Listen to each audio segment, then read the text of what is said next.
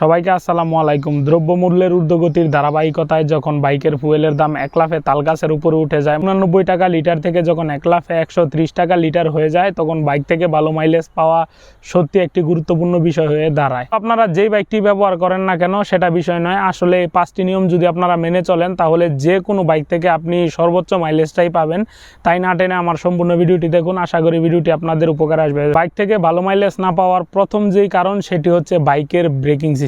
এখন অনেকেই আমার এই কথাটা শুনে হাসাহাসি করতে পারেন, যাদের বাইকে ড্রাম ব্রেক ব্যবহার করা হয়েছে বা ড্রাম ব্রেক আছে তাদের বাইকে এই সমস্যাটা হয় না, কিন্তু যাদের বাইকে দুইটা ব্রেকিং সিস্টেমে ডিস্ক ব্রেকিং সিস্টেম তাদের মূলত এই প্রবলেমটা হয়ে থাকে। আপনার বাইকের দুইটা ব্রেকিং সিস্টেমে যদি ডিস্ক ব্রেকিং সিস্টেম হয় তাহলে ডিস্কের যেই ক্যালিপারগুলো রয়েছে সেগুলোতে গ্রিজিং না করলে মূলত দেখা যায় যে গ্রিজগুলো শুকিয়ে যায় এবং আপনার যেই ডিস্ক প্যাডগুলো সেগুলো ডিস্কটাকে চাপ দিয়ে রাখে এবং বাইকের ইঞ্জিনটা একটু বেশি গরম হয়, যেহেতু বাইকের যেই চাকাটা সেটা জাম হয়ে থাকে এবং ইঞ্জিনের বেশি শক্তি খরচ করতে হয় বাইকটাকে রানিং করার জন্য। মূলত এ কারণে দেখা যায় যে বাইকের মাইলেজ কমে যায়। বাইকের মাইলেজ কমার পরে যে কারণ বা দ্বিতীয় যে কারণটা সেটি হচ্ছে বাইকের চেন সেট। আপনি যেই কোনো বাইকে রাইড করেন না কেন, আপনার বাইকের চেনটি যদি লুজ অবস্থায় থাকে এবং বাইকের চেনটি যদি লুপ করা না থাকে, আমি বলতে চাচ্ছি যে যদি মোবিল টোবিল আপনি আপনার বাইকের চেনে না দেন বা লুবিং না করেন এবং আপনার বাইকের চেনটি যদি লুজ হয় তাহলে আপনি ওই বাইকটি থেকে কখনোই ভালো মাইলেজ পাবেন না। তাই সবসময় বাইকের চেনটাকে চেক করবেন। বাইকের চেনের যেই ফ্রি প্লেটা সেটা হচ্ছে 10 থেকে 20 মিলিমিটার। বাইকের চেনটিকে সুন্দরভাবে টাইট দিয়ে বা সুন্দরভাবে অ্যাডজাস্ট করার পর বাইকের চেনটি সুন্দর করে লুপ করে রাখবেন, তাহলে দেখবেন যে আপনার বাইকটি থেকে আপনি সর্বোচ্চ মাইলেজ পাবেন। বাইকের মাইলেজ কমার আরও একটি কারণ সেটি হচ্ছে বাইকের মোবিল এবং মোবিল ফিল্টার। তো এই ক্ষেত্রে অনেক বিশেষজ্ঞই দেখা যায় যে বা অনেককেই বলতে শোনা যায় যে একটি মোবিল বা ইঞ্জিন অয়েল দিয়ে 4000-5000 কিলোমিটার রাইড করার জন্য। আসলে এই কাজটি আপনি ভুলও করেন না এবং যখনই বাইকের ইঞ্জিন অয়েলটা আপনি চেঞ্জ করবেন চেষ্টা করবেন যে বাইকের ইঞ্জিন অয়েলের পাশাপাশি মোবিল ফিল্টারটাও চেঞ্জ করে নেওয়ার জন্য। কারণ আপনি যত ভালো ইঞ্জিন অয়েলই আপনার বাইকে প্রবেশ করান না কেন, যদি ফিল্টারটা পরিষ্কার না থাকে তাহলে আপনার বাইকের ইঞ্জিন অয়েলটা সেটা হেড পর্যন্ত পৌঁছে সুন্দর মতো আপনার বাইকটাকে লুপ করতে পারবে না। মূলত এই জন্যই দেখা যাবে যে ইঞ্জিনের যেই ফ্রিকশনটা সেটা বেশি হবে এবং আপনার বাইকের মাইলেজটা অনেকাংশেই কমে যাবে। তার পাশাপাশি আপনার বাইকের যে আয়ু সেটাও কমে যাবে। তাই চেষ্টা করবেন যে যেই কোনো ইঞ্জিন অয়েলই ব্যবহার করেন না কেন চেষ্টা করবেন যে নির্দিষ্ট কিলোমিটারের পর বাইকের ইঞ্জিন অয়েলটা ড্রেন দিয়ে দেওয়ার জন্য।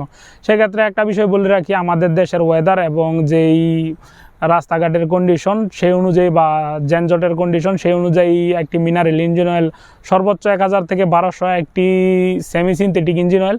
এখন সেমি সিনথেটিক ইঞ্জিন অয়েলটা হচ্ছে এক প্রকার জগা খিচুড়ি একটা জিনিস। এইটা হচ্ছে 30% সিনথেটিক থাকে এবং যে 70% সেটা মিনারেলে থাকে। এটা চেষ্টা করবেন যে 1500 কিলোমিটার বা 1700 কিলোমিটারের বেশি রাইড না করার জন্য। এবং যদি আপনি ফুল সিনথেটিক ইঞ্জিন অয়েল ব্যবহার করেন সেক্ষেত্রে আপনি চেষ্টা করবেন যে 2500 থেকে 3000 কিলোমিটারের মধ্যে ইঞ্জিন অয়েলটা ড্রেন দিয়ে দেওয়ার জন্য। মাইলেজ কমার আরও একটি কারণ বা 4 নাম্বার যে কারণটি সেটি হচ্ছে বাইকের এয়ার ফিল্টার। ভাই এতক্ষণ যেই জিনিসগুলো বললাম সেগুলো হচ্ছে আনুষঙ্গিক জিনিস। আপনার বাইকের এয়ার ফিল্টারটি যদি আপনি ঠিক সময়ে পরিবর্তন না করেন বা চেঞ্জ না করেন, দেখা যাবে যে আপনার বাইক থেকে আপনি কখনোই ভালো মাইলেজ পাবেন না। কারণ আপনার বাইকে যদি পরিষ্কার বাতাস বা খুব সুন্দর বাতাস প্রবেশ না করে আপনার বাইকের ইঞ্জিনে, সেক্ষেত্রে ফুয়েলটাকে আপনার যে স্পার্ক প্লাগ সেটা বার্ন করতে পারবে না বা পোড়াতে পারবে না ঠিক মতো।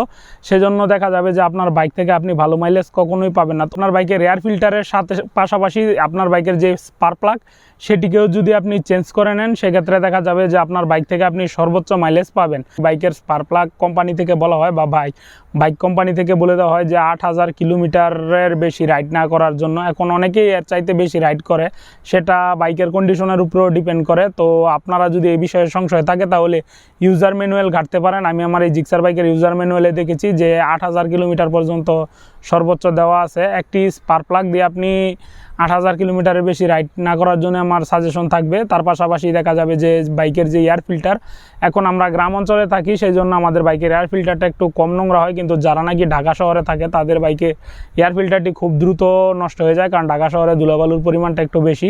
তাই যারা নাকি শহরাঞ্চলে বাইক রাইড করেন আমি আপনাদেরকে বলবো যে 5000 কিলোমিটারের উপরে রাইড করেন না। এবং যারা কিনা গ্রাম অঞ্চলে বা মফস্বল টাইপের এলাকায় থাকেন তাদেরকে আমি বলবো যে 8 থেকে 10,000 কিলোমিটারের মধ্যে স্পার্ক প্লাগ এবং যে এয়ার ফিল্টার সেটা চেঞ্জ করে নিয়েন। সেক্ষেত্রে আপনি অনেক ভালো মাইলেজ আপনার বাইকটি থেকে পাবেন, আপনি যেই বাইকটি ব্যবহার করেন না কেন। বাইকের মাইলেজ কমার যেই 5 নাম্বার কারণ সেটি হচ্ছে বাইকের ফুয়েল বা জ্বালানি তেল এবং বাইকের রাইডিং স্টাইল। এখন এই ব্যাপারে অনেকেরই অনেক ধরনের উক্তি থাকতে পারে, কারণ এক একজনের বাইক রাইড করার যেই কৌশল বা পদ্ধতি সেটা ভিন্ন ভিন্ন, বা এক একজনের যেই থিওরি বাইকের প্রতি সেটাও ভিন্ন ভিন্ন। একটু বাইক রাইড যখনই করবেন চেষ্টা করবেন যে জেন্টালি রাইড করার জন্য, কারণ জেন্টালি যখন আপনি বাইকটিকে রাইড করবেন তখন সেক্ষেত্রে আপনার বাইকের যে ইঞ্জিনটা সেটা খুব স্মুথলি রান করবে এবং আপনার বাইক থেকে আপনি ভালো মাইলেজ পাবেন। এবং যে জ্বালানি তেলের বিষয়টা আমি বললাম, যদি আপনার বাইকের ফুয়েলটা ভেজাল হয় বা একটু ময়লা পড়ে সেক্ষেত্রে কার্বোরেটরটা জাম হয়ে যাবে এবং যে আপনার ফুয়েল এবং এয়ারের যেই মিক্সচারটা সেটা সঠিকভাবে হবে না এবং দেখা যাবে যে আপনার বাইকের মাইলেজ সবসময় কমে যাবে। তাই চেষ্টা করবেন যে পাম্প থেকে ফুয়েল নেওয়ার জন্য, এবং শুধু পাম্প নয়, খুব ভালো ফুয়েল বা জ্বালানি তেল যারা বিক্রি করে পরিমাণে যদি একটু কমও দেয় চেষ্টা করেন যে ওই পাম্পে থেকেই তেল ভরার জন্য, কারণ সেক্ষেত্রে আপনি ভালো মাইলেজ পাবেন এবং ওই ক্ষতিটাও আপনার পুষিয়ে যাবে। তো এর পাশাপাশি যে রাইডিং স্টাইল, একটা জিনিস সবসময় মনে রাখবেন যে আপনি আপনার বাইকের থ্রোটল যত রেড লাইনে ঘুরাবেন ততই আপনার বাইকের মাইলেজ কমবে। আমি যখন লং ট্যুরে যাই 5 গিয়ারে রেখে মূলত 5000 আরপিএমের ভিতরে বা 6000 আরপিএমের ভিতরে রাইড করি, তখন দেখা যায় যে মাইলেজটা সবসময় 45-এর উপরে থাকে।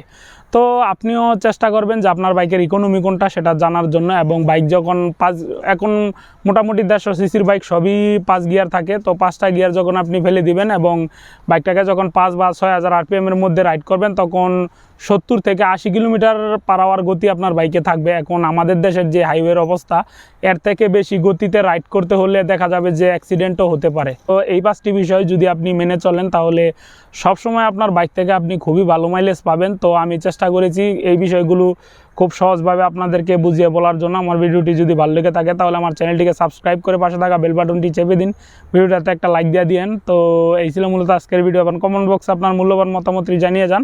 সবাইকে আসসালামু আলাইকুম।